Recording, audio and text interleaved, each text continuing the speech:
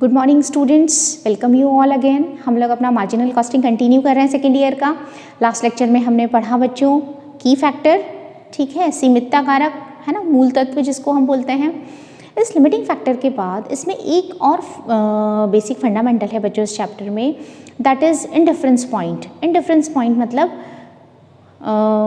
Indifference point का मतलब होता है बच्चों, जब भी आपके सामने दो प्रपोजल्स हों, ठीक है, और आपको ये डिसाइड करना है कि मैं किस प्रपोजल पे जाऊँ, मैं प्रोडक्ट ए का करूँ प्रोडक्शन या प्रोडक्ट बी का करूँ, है ना, या किस लिमिट तक मैं ए का करूँ और किस लिमिट तक बी का करूँ, ठीक है।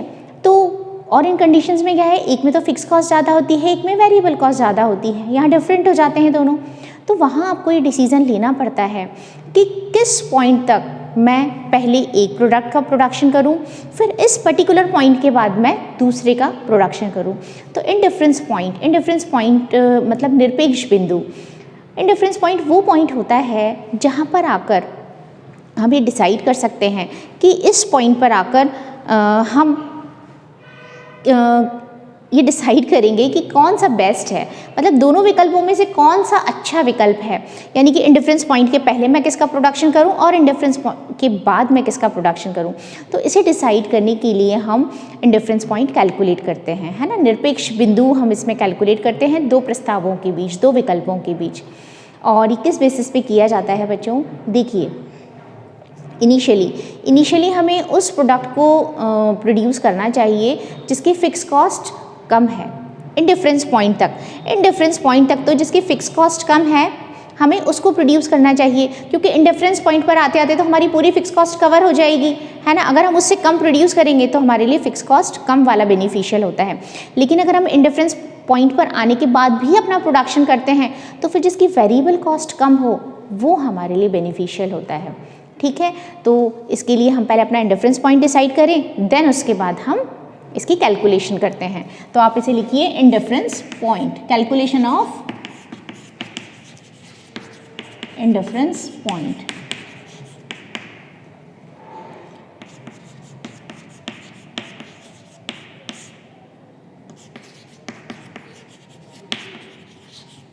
निरपेक्ष बिंदु की गणना, है ना, दिए गए दो विकल्पों के बीच में निरपेक्ष बिंदु की गणना। तो इसका हमारा फॉर्मूला क्या होता है बच्चों, indifference point is equal to होता है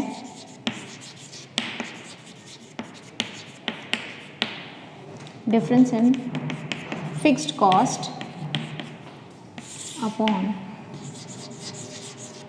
डिफरेंस इन वेरिएबल कॉस्ट। हम उन दोनों जो प्रोडक्ट्स हैं या जो प्रोजेक्ट्स हैं, विकल्प हैं, उनकी फिक्स कॉस्ट का डिफरेंस लेते हैं डिवाइडेड बाय वेरिएबल कॉस्ट का डिफरेंस लेते हैं। फिर जो हमारा इस कैलकुलेशन से पॉइंट आता है उसे इंडिफरेंस पॉइंट कहते हैं। यानी इतनी इकाइयों पर आकर हम इंडिफरेंट हो जाएंगे, इतनी इकाइयों पर चाहे हम ए का करें या बी का करें हम समान रहेंगे कंट्रीब्यूशन के टर्म्स में।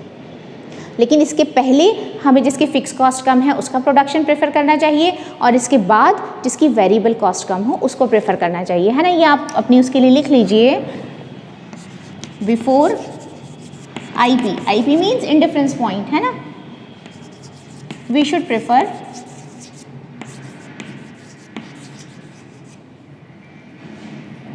that alternate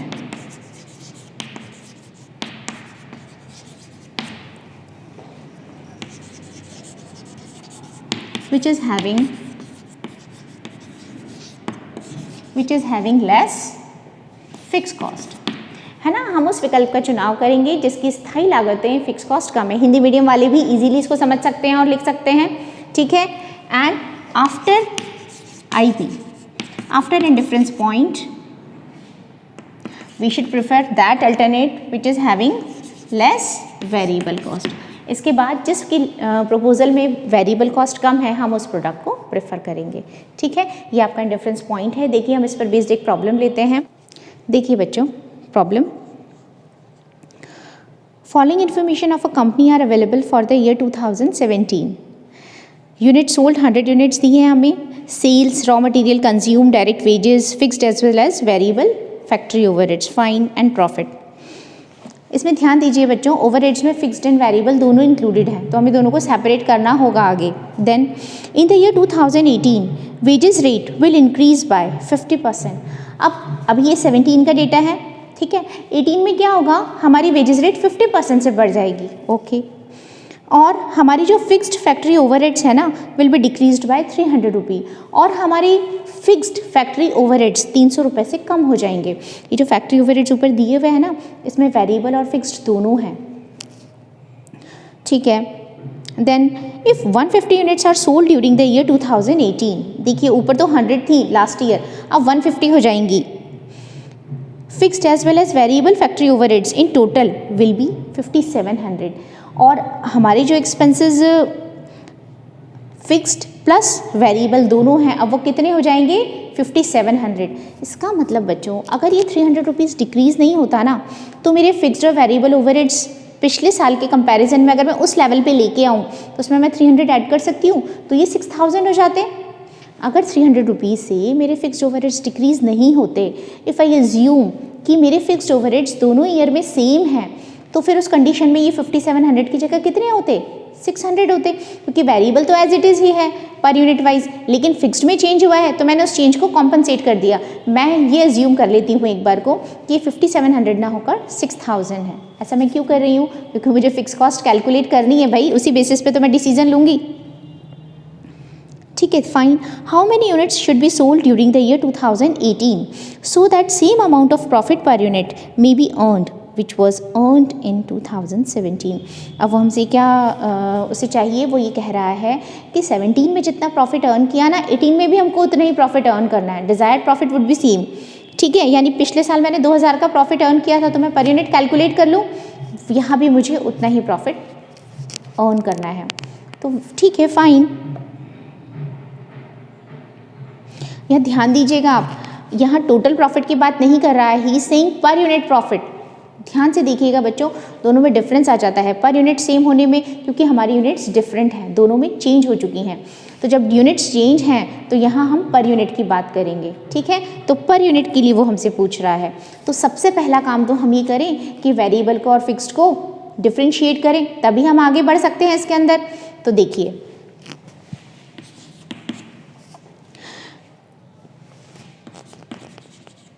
वेरिएबल कॉस्ट निकालनी है मुझे, है ना। और वेरिएबल कॉस्ट निकालने के लिए हम क्या करते हैं, पिछले जो 2 सालों के, पिछला साल और करंट ईयर है, इनके जो टोटल एक्सपेंसेस है उनका difference divided by difference in units, यही करते हैं हम। जैसे कि पिछले साल हमारे टोटल एक्सपेंसेस थे 5000 के, और इस साल 5700 हैं, लेकिन हम उसको 6000 कहेंगे। क्यों, क्योंकि तभी दोनों का लेवल सेम हो पाएगा। फिक्स एक्सपेंसेस फिक्स ही रहने चाहिए, अगर उसमें चेंज हुआ तो वेरिएबल में मिस्टेक आ जाएगी, ठीक है। तो मैं क्या क्या कर दूँ यहाँ पर 6000, है ना, ये आपको याद रहे इसलिए मैंने यहाँ लिख दिया ब्रैकेट में -5000 divided by number of units 200 and 150, so 20 rupee is it, 1000/50, ठीक है। तो हमारी जो पर यूनिट वेरिएबल कॉस्ट है कितनी हो गई, 20 रुपी हो गई। अब आप देख लीजिए 2017 एंड 2018 मेरे टोटल एक्सपेंसेस कितने थे, 5000 थे। इसमें से मेरी वेरिएबल कॉस्ट लेस कर दूं, टोटल यूनिट्स 100 यूनिट्स है और 20 रुपी पर यूनिट वेरिएबल कॉस्ट है, तो 3000 रुपी मेरी क्या हो गई है, फिक्स कॉस्ट हो गई है, ठीक है। टोटल कॉस्ट में से वेरिएबल कॉस्ट लेस कर दिया, that is fix cost. Then 2018 की अगर हम बात करें तो 2018 में मेरे टोटल एक्सपेंसेस 6000 नहीं हैं। अब मुझे जो एक्चुअल है ना उसी को कंसिडर करना है। मेरे एक्चुअल एक्सपेंसेस है 5700 और वेरिएबल 150 यूनिट सेल करनी है 20 रुपी के अकॉर्डिंग, फिर 3000 माइनस किया तो दैट इज 2700 रुपी। तो मेरी फिक्स कॉस्ट कितनी हो गई, 2700, यानी कि मेरी जो टोटल फिक्स कॉस्ट है वो हो गई 5700 रुपीज़। मुझे दोनों ईयर्स की अलग अलग करनी थी, ठीक है। अब हम क्या करें, हमसे वो चाहता है कि how many unit should be sold during the year 18 so that amount of profit per unit may be earned which was earned in 2017, ठीक है। तो हम एक स्टेटमेंट प्रिपेयर करें और उस स्टेटमेंट को प्रिपेयर करके हमें कैलकुलेट करते हैं कि उसे कम से कम कितनी यूनिट सेल करनी चाहिए, क्योंकि यहाँ पे फिक्स एक्सपेंसेस चेंज हो चुके हैं, है ना, इस वजह से। तो देखिए हम देखते हैं statement showing contribution and fix cost per unit. ऐसा मुझे क्यों करना पड़ रहा है बच्चों? क्योंकि मुझे फिक्स कॉस्ट को ही तो कवर करना है ना। उस फिक्स कॉस्ट को कवर करने के लिए मुझे इस तरह से इसकी कैलकुलेशन करनी पड़ेगी। तो सबसे पहले मेरा सेलिंग प्राइस पर यूनिट, कितना सेलिंग प्राइस है यहाँ पर हमारा, दैट इज, अब फ्यूचर के लिए उसने हमें सेलिंग प्राइस दिया हुआ है 200 रुपी।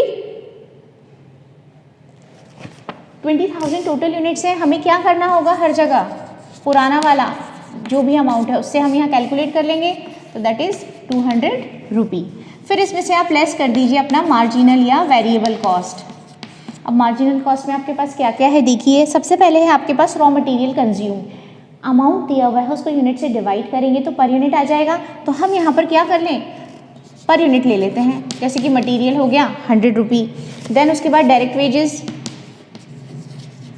बच्चों डायरेक्ट वेजेस देखिए पर यूनिट मेरे पास होगी 3000 डिवाइडेड बाय 100, 30 रुपी। ये तो एक यूनिट की है। और उसने हमसे क्या बोला, कितना इंक्रीज हो गया इसमें, 50% इंक्रीज हो गया। तो इसका प्लस 50% यानी कि कितना हो गया, 45 रुपी हो गया। 30 का 50% इसमें ऐड कर दिया और 45 रुपी हमारा क्या हो गया, ये हमारा हो गया direct wages. Then direct wages के बाद अगला है हमारे पास वेरिएबल ओवरहेड्स। अब वेरिएबल में देखिए हमने अभी कैलकुलेट किया है कि 20 रुपी हमारा वेरिएबल ओवरहेड है। तो हमारा जो टोटल है 165, इसे 165 को लेस कीजिए तो हमारा जो 35 है that is contribution per unit. अब इस कंट्रीब्यूशन में से चूंकि उसने मुझसे कहा है कि मुझे पिछले साल वाला ही प्रॉफिट अर्न करना है पर यूनिट, बच्चों पिछले साल मेरा प्रॉफिट है 2000, ठीक है, divided by 100, 20 rupee per unit profit है। यहाँ पर भी वही रहेगा तो इसमें से लेस कर दीजिए desired profit per unit, that is 20 rupee. It means 15 rupee per unit मेरी फिक्स कॉस्ट आएगी। यानी कि मुझे वहाँ तक करना चाहिए प्रोडक्शन जहाँ तक मेरी फ़िक्स कॉस्ट 15 रुपी कवर हो जाती है। क्लियर। और यहाँ पर मेरी टोटल फिक्स कॉस्ट कितनी है, अभी हमने कैलकुलेट की थी 5700 में से हमने 3000 माइनस किया था, तो 2700 हमारी 2018 की फ़िक्स कॉस्ट है। तो बस उसमें आप इसे डिवाइड कर लीजिए, नंबर ऑफ़ यूनिट्स आ जाएगा। तो हम इसे लिखेंगे number of units should be produced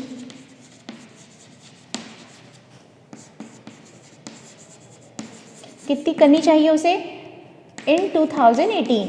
हमारी टोटल है 2700 फिक्स कॉस्ट और मेरा पर यूनिट कंट्रीब्यूशन कितना है, मतलब फिक्स कॉस्ट पर यूनिट है 15 रुपी, इससे मैंने डिवाइड कर दिया। तो अब जो भी मेरी यूनिट्स आएंगी उतनी यूनिट्स मुझे प्रोड्यूस करनी चाहिए, ठीक है। तो कितनी आ रही हैं ये यूनिट्स आपकी,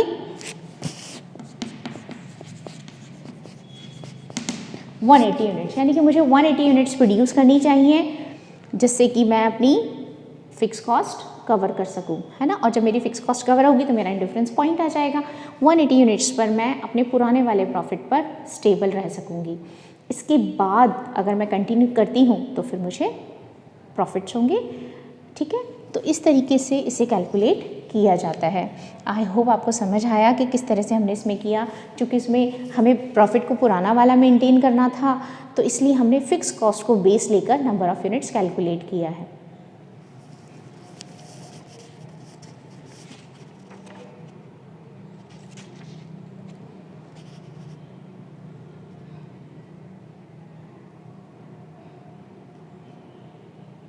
ठीक है बच्चों, तो आपका ये जो मार्जिनल कॉस्टिंग है, सीमांत लागत लेखांकन है, ये चैप्टर आपका पूरा हुआ इसके साथ ही, है ना। अब हम इसमें बस अपने नेक्स्ट लेक्चर में ब्रेक इवन चार्ट्स को देखेंगे कि जो समविच्छेद चार्ट्स होते हैं, ब्रेक इवन चार्ट्स, वो कैसे बनाए जाते हैं, वो किस तरह से कॉस्ट वॉल्यूम प्रॉफिट का एनालिसिस करते हैं, उनसे किस तरह से डिसाइड किया जाता है। वहाँ पर अगर हमारे पास एक चीज़ मिसिंग है, वहाँ हम किस तरह से एक ट्रेडिशनल चार्ट पढ़ेंगे जिससे हम ब्रेक इवन पॉइंट कैलकुलेट करेंगे, एंगल ऑफ इंसिडेंस संयोग कोण हम बनाएंगे, ठीक है। अगर हमारे पास फिक्स कॉस्ट नहीं है तो हम किस तरीके से वेरिएबल कॉस्ट लाइन और टोटल कॉस्ट लाइन से उसे कैलकुलेट करते हैं, ठीक है। उसमें 2-3 तरह के चार्ट्स हैं जो हम स्टडी करेंगे और हमारा ये चैप्टर कंप्लीट हो जाएगा। तो अब ये आपका काम है कि आप अपनी बुक के सारे एग्जाम्पल्स कीजिए, सारे अनसॉल्व्स कीजिए थॉरोली। अगर कोई प्रॉब्लम आती है तो आप मुझसे डिस्कस कर सकते हैं या फिर मुझे कमेंट कर सकते हैं। ठीक है, थैंक यू।